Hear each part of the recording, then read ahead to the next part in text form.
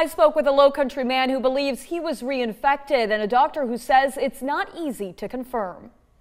And I told my wife I was feeling kind of weird, and 2 hours later it was like a ton of bricks. Ned Legree knew this illness was different. Fevers, chills, couldn't do anything, on the couch.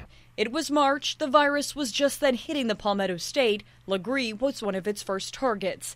On Thursday evening I was watching the news and y'all said there was 3 cases in Charleston County. Friday midday I was notified by DHEC that I was positive, and on the news that night they said there were 4 cases. His recovery was slow, but the thought of being on the other side, he said, was comforting. I kind of felt lucky at first that I was one of the first, and I felt like I was immune. I was big and bad and I could go out there and do it. Until he fell ill again, this time in late August, 5.5 months after his first diagnosis. Didn't even consider COVID as an issue.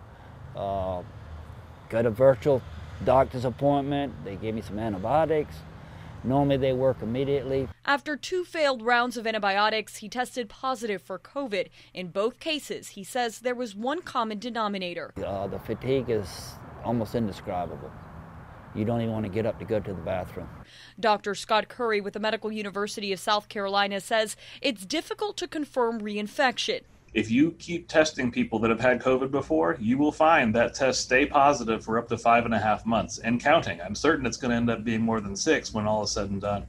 Even when patients aren't contagious anymore. So we've had many hundreds of people who the physicians or the patients thought they were reinfected, but what was actually happening is the test is still positive and they've got something else. And so one of the things I've been asking people is, if you think you've been reinfected, make sure your doctor checked you for like influenza the second time you got sick, if you've been sick. Until more research is done, he says people still have to take this seriously. There are viruses out there where if you get it a second time, you get it worse than the first time. We don't know a lot about what COVID reinfection will look like when it happens. I'm hoping it'll follow the pattern of the other coronaviruses in that it'll be milder and it'll be fairly rare in the same season, and it may never occur in the same season. But, you don't want to be the pioneer.